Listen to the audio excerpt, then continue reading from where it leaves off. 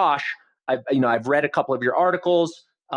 When do you think the housing market is going to crash? I said, well, I wouldn't hold my breath. And he says, well, it just feels like the Great Recession again. And I said, how long are you going to be in this home? And he's like, oh, this is like my third home. This is going to be the home I'm in for the next 15 years. And I'm like, dude, who cares if the market crashes tomorrow then?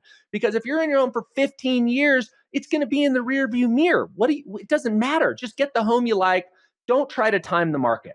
And I share that with you because if you look at appreciation in US housing, and this is averages nationally, if you live in San Francisco, high cost of living, if you live in Miami, if you live in New York, those are high cost of living areas. They have larger swings up and down. But if you average it across the United States, this gives you some insightful information. In the 1940s, homes appreciated 129%. Now, these are nominal numbers, not real numbers, adjusted for inflation, but they appreciated 129% in the 40s. 36% in the 1950s, 23% in the 60s, 130% in the 70s, 77% in the 80s.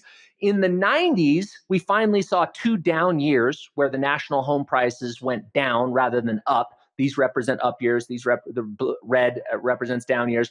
Still saw 30% appreciation. The 2000s, which had a horrendous crash, 2007, 2008, 2009. But if you held through the decade, home prices still up 66%.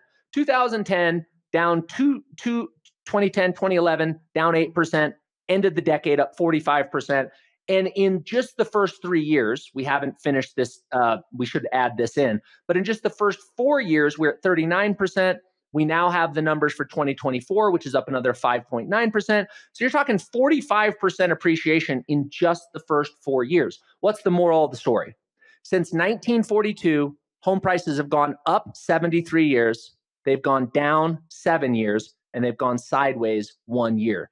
Trying to time the market can be a really challenging when you've got 90% of the time that home prices go up.